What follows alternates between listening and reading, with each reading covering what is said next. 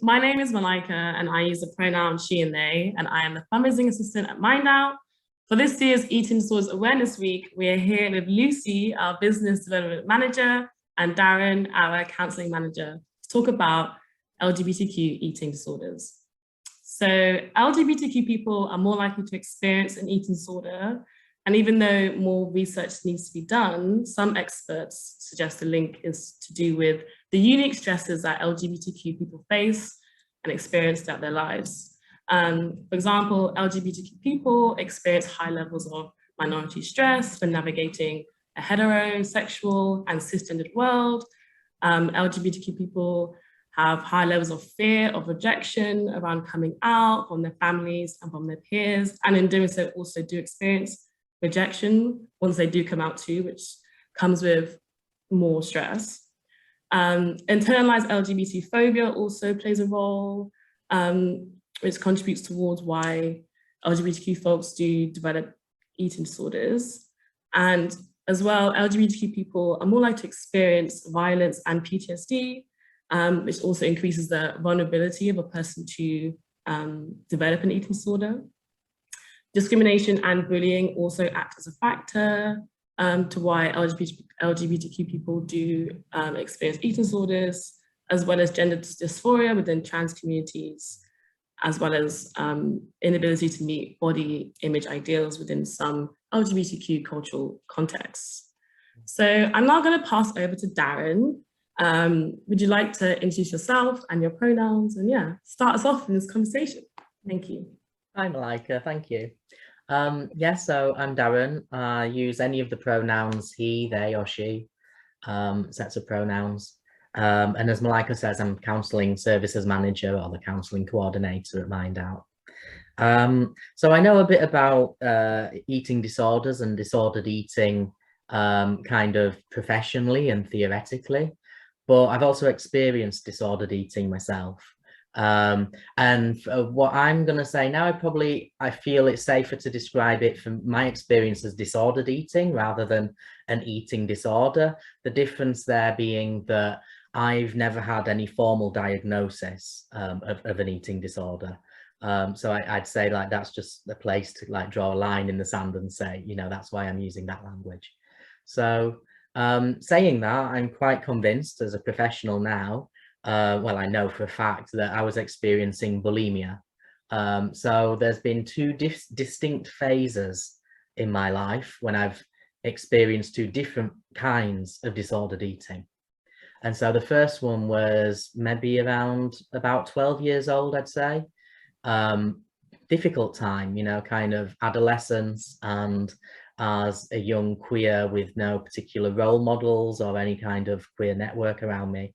And someone who grew up fat, and I'd always assumed that I would always be fat, and I wasn't happy about that. I wasn't comfortable, and that I would never meet up the kind of societal goals of what a person should look like, whether that's, you know, in any gender actually, you know, and I never felt you know, that I met up to any kind of, even growing up as that young age, pre-teen, that I was going to meet any of these ideals, you know, that I'd never therefore be desirable, I'd never be sexy, I'd never be attractive. And that certainly fed into bulimia. So it was probably a period, probably up to a couple of years, about a year and a half of regular bulimia, of eating and purging, you know, a couple of times a week. I suppose I should say at this point, you know, it's a bit late, the cat's out of the bag now, but a bit of a warning about trigger warnings about, you know, I'm going to be fairly direct about what my experience was. But yeah, eating and purging a lot. And I definitely, you know, I come for 8. Perhaps to an extreme degree, which didn't help my weight, but my weight wasn't only caused by comfort eating, it was also genetic, you know, very much so, you know, looking at my family.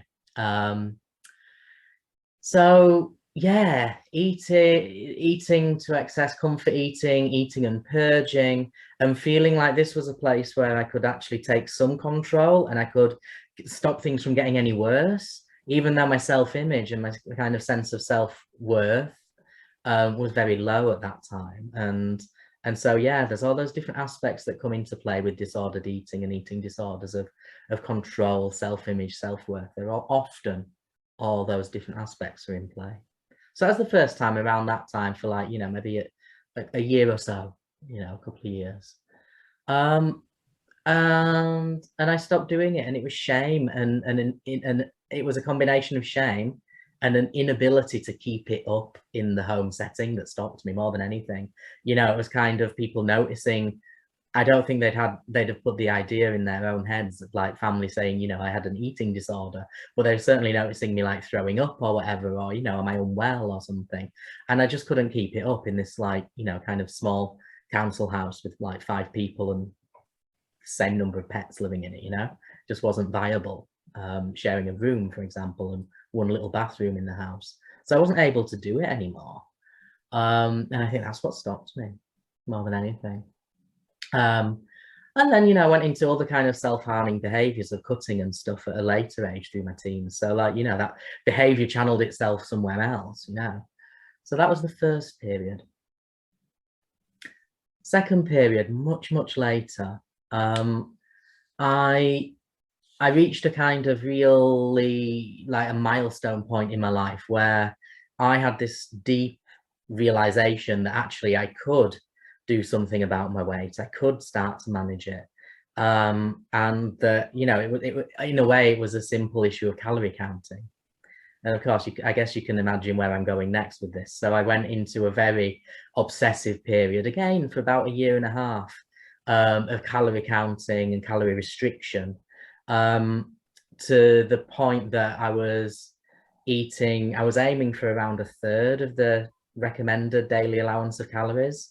And I was, I was certainly 1,000 calories in the day would have been, like, far too much. I'd have been very unhappy with myself if I reached that 1,000 calories.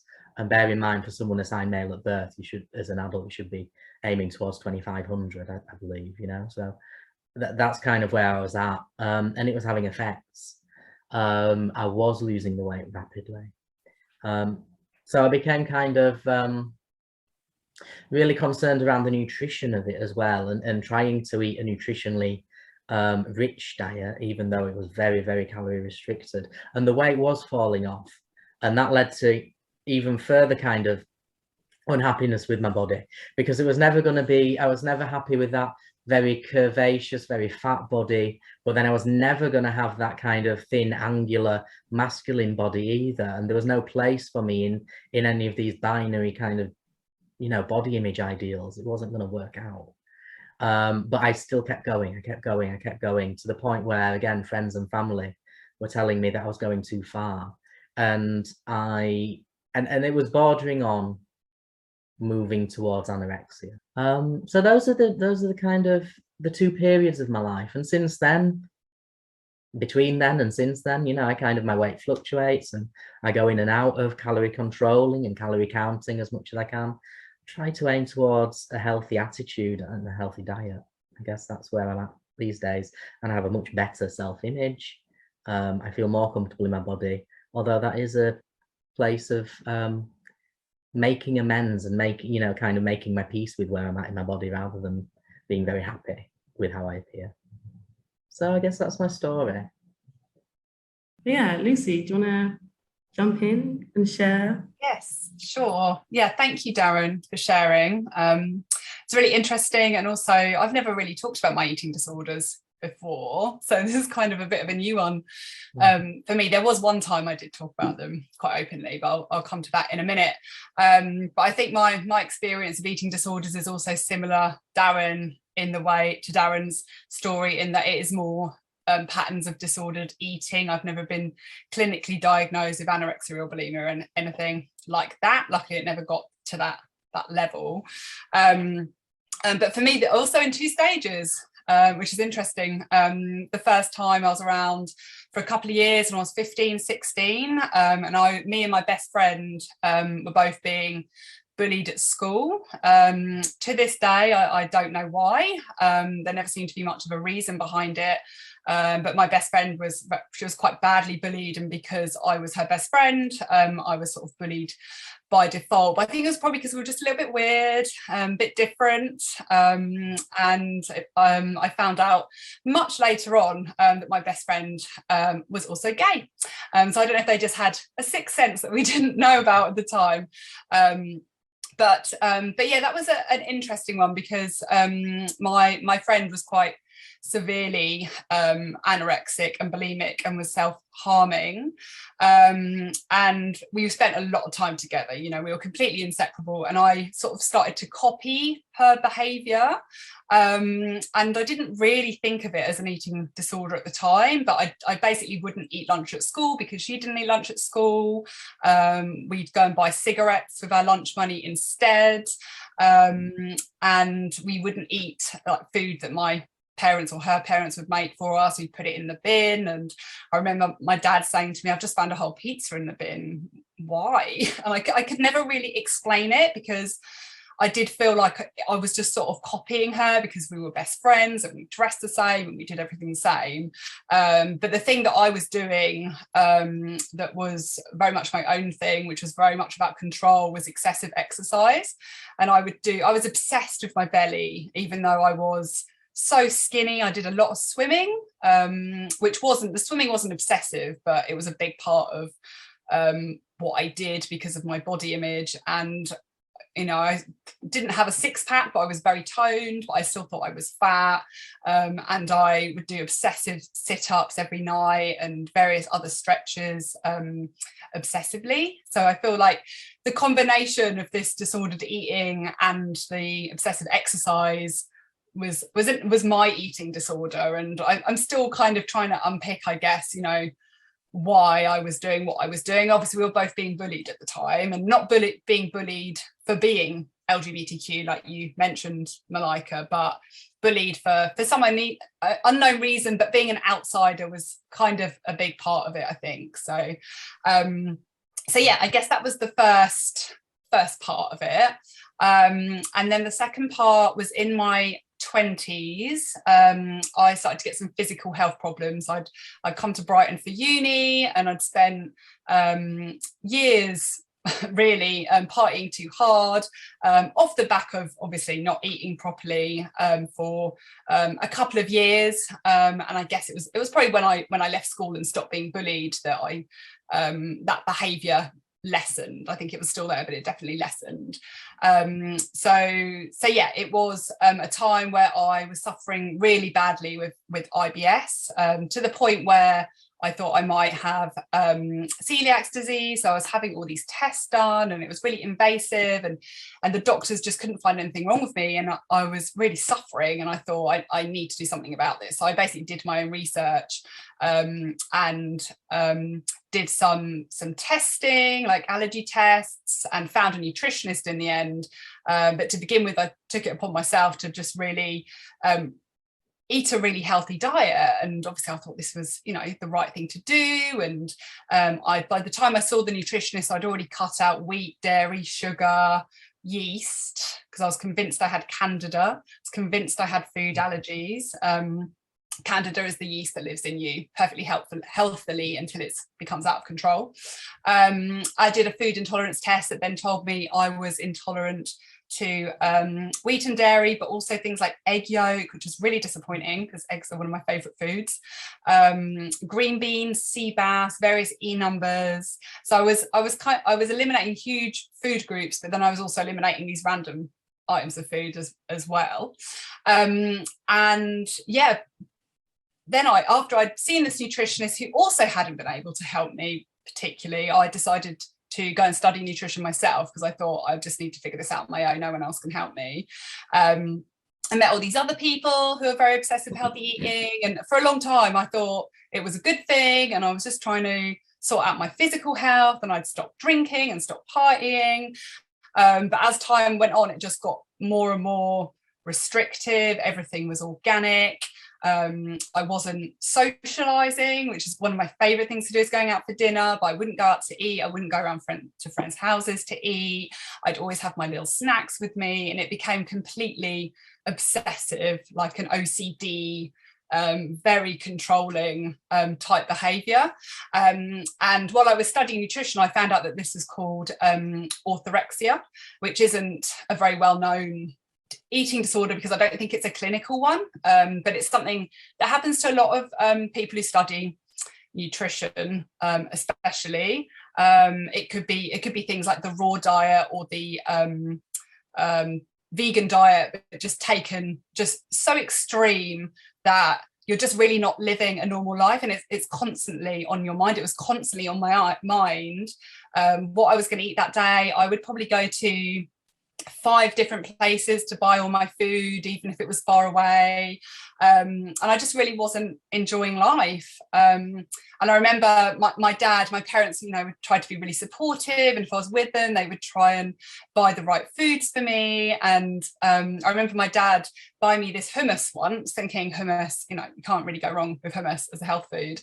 And I was eating it, and then I looked at ingredients and it had parmesan in it.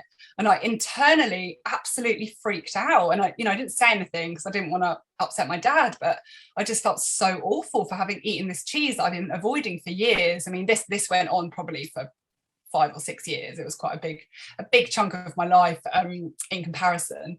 But yeah, it was just a lot of avoidance and a lot of guilt as well. Like if I ate something that I shouldn't eat, like the parmesan, it was just terrible guilt that I'd messed up my diet plan, which was going to then impact my physical health that I was trying so hard to fix. But actually the stress and anxiety of having that disordered eating was having a really negative impact on my digestive system anyway. So it was actually when I realized that stress and anxiety were my main problems that was when I started to get better and be more relaxed around what I was eating. But at the same time, I was still eating a lot of calories. I was eating a lot of nuts and a lot of healthy foods. But sometimes I would sit there and binge eat a whole packet of healthy biscuits or a whole healthy cake. And I've never really been a binge eater, so I'm not really sure what that was about. But yeah, that was a really difficult journey. But I felt like I've got to the point now where, I mean, I do sometimes have moments of controlling what I eat, but generally speaking, I'm a massive foodie and I love my food and I really enjoy socializing with food. And I'd never really thought about, until I joined MindOut, I'd never really thought about the connection of my eating disorders with being LGBTQ.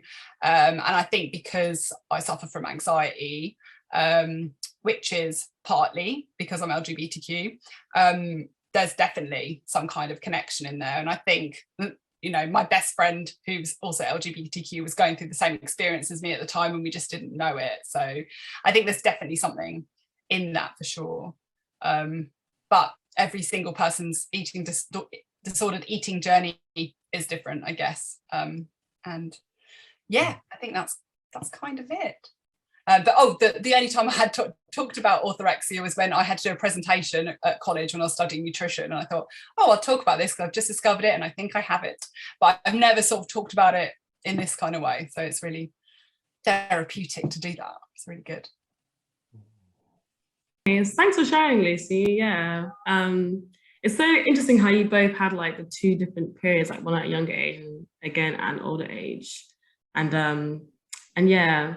And yeah, as well with the bullying when you're younger, and how you and your best friend were both like LGBTQ and were both bullied. Like it just does seem like similar trends are like happening within that context for sure. Yeah, it definitely makes sense. And I think I definitely had some internalized homophobia going on, I reckon, when I was at school, and fear of rejection from friends, absolutely.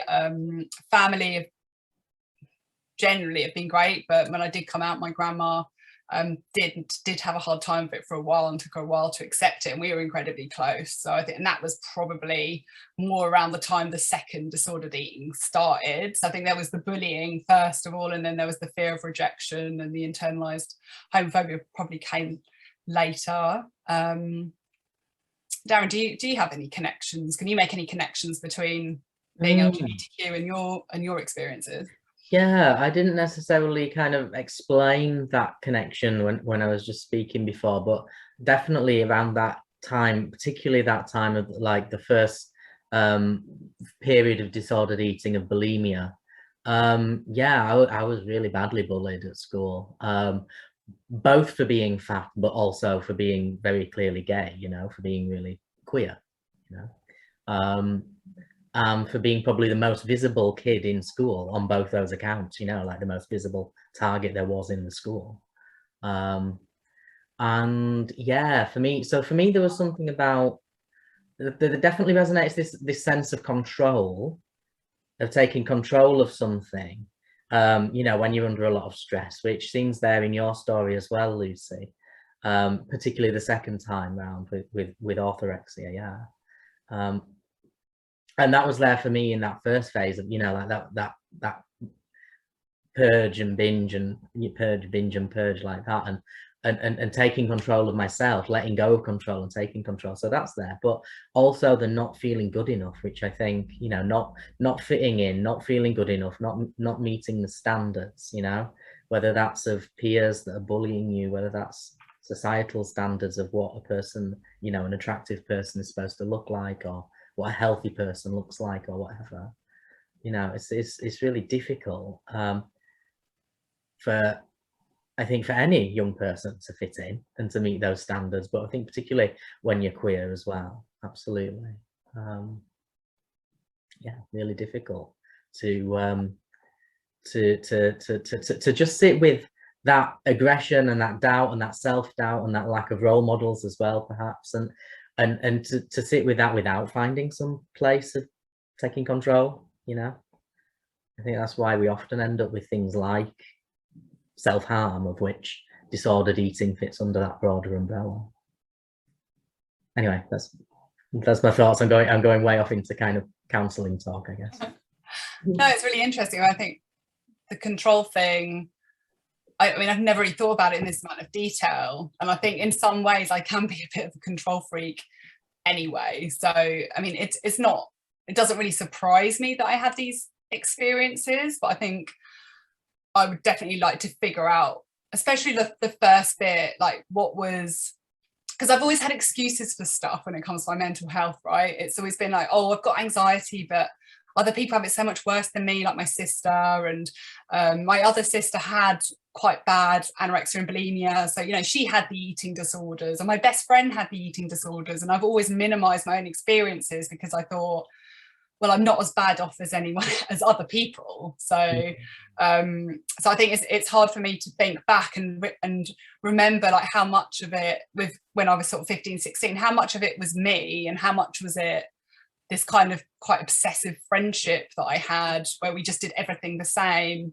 And we did go to the same college after being bullied at secondary school. We went to the same college, but we kind of drifted apart. She got a boyfriend, I got a boyfriend, and we didn't have so much to do with each other. We weren't bullied, and my disordered eating wasn't as bad. And then with the orthorexia, that came from a real actual painful physical health problem that was making my life miserable as well. So I'm very good at sort of explaining it away as not a proper eating disorder, and I've never really thought about, you know, how much of it is the eating disorder and how much of it was maybe other stuff like underlying stress and anxiety anyway, because I'm a bit of an anxious person, and then being LGBTQ obviously as well. I think that's a really important point that comes up there for me, though, is that a person doesn't need to necessarily have like this, you know, life-threatening, clinically, medically diagnosed, you know, eating disorder in order to need or warrant help and support around disordered eating. If a person is at that point, then of course they do need that support. But, you know, a person can experience all kinds of disordered eating that they're not happy with, that doesn't, you know, that doesn't meet their needs, and that could do with a bit of, you know, supporting around and looking at. So is it like a symptom of mental health, other mental health? Is that, or is it a mental health issue in its own Right. Obviously, I'm asking that as a counsellor, but and I want to say I don't want to give a definitive answer there on the record of say it's one or the other, but I think it can be either. I think, like, you know, a person can completely out of the blue with no other mental health concerns particularly manifest a full-on eating disorder. That can happen, you know. And certainly a person that's experiencing stress, including minority stress, can move it through disordered eating and perhaps into an eating disorder as well, as a coping mechanism, as a, you know, as a survival mechanism even. So I think either can happen. Different relationships there, if you drew a lovely chart or something. Yeah, I mean, I never thought of myself as anorexic, but I know that when I had orthorexia, for sure, I mean, I'm convinced that's what I had, there was definitely, I was so skinny. I mean, because, you know, to be a little bit graphic, was having so much diarrhea during a day because of my IBS that everything was just going straight through me. So I was eating thousands of calories a day, and people just thought I was anorexic, even though they could see how much I was eating. There was no evidence of purging. I found out later that my sister, who had anorexia and bulimia, was really jealous of how skinny I was, even though I looked like a bag of bones. Like, it wasn't attractive. I got called size 0 in the street once, and thought, part of me was like, that is the most hideous thing anyone said to me, and the other was like, oh, I quite like that, even though, you know, I thought in one way that I looked great, and there must have been something going on there in a sort of anorexia sense, because I didn't, when I look back at photos now, I know that I definitely wasn't healthy and I didn't look good, but I was very skinny. So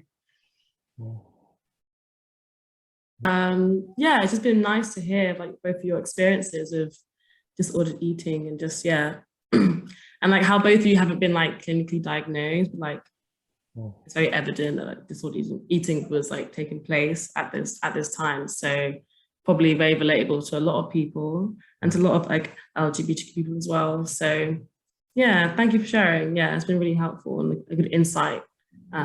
Yeah, so thank you both. Thank you.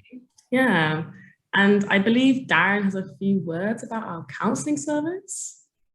Yeah, so if people are affected by disordered eating or by an eating disorder, and if they're LGBTQ and based around Brighton and Hove, they can access our counselling service. We do have a few counsellors in the service who have particular expertise and training in working with eating disorders and with the disordered eating. And we also have the online support service. And that's available kind of straight away, it's available most evenings and sometimes in the daytime too. And it's available without an appointment or anything. It's free, easy to access, and you don't have to be based in Brighton. You can be based anywhere, actually anywhere in the world, to be able to access that. If you identify as LGBTQ and you're an adult age 18 over, you're very welcome to use our online support service. People can see details about that from our homepage, mindout.org.uk. And just to point people towards a couple of other resources for eating disorders. So there's BEAT, which is the charity for eating disorders, one of the charities for eating disorders here in the UK. And there's also an organisation, Men Get Eating Disorders Too, which kind of works, as the name implies, to kind of break down some of those assumptions that it's something for, you know, young cis women, young cis girls, you know, and that's who gets an eating disorder, and that's it.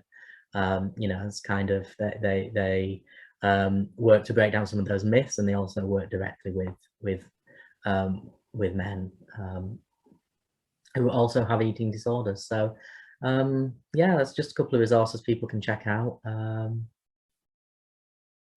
That's all I have to say. Thank you, Darren, and thanks for just signposting additional resources. Really helpful. Lucy, any final words or anything you want to say before we end the call? It's just been really nice to actually talk about it with other LGBTQ people, I think, as well. And I hope that maybe by people watching this video, they might feel inclined to use our online support instant chat service, or find out more about our counselling, or just get support in whatever way they think will work for them, really, because it's not something I've ever got support with, but I think probably I would have been better off if I had, and definitely I would have made a lot more sense of it, and I'm not ruling out talking about this more, to be honest. So yeah, it's been really great to share, so thank you. And sorry my phone went off, by the way. That's embarrassing. I don't know if you heard it. It's all right. Thank you for hosting us, Malika. Yeah, thanks so much. See you soon. No worries. Take care, both. Bye. Bye. Bye.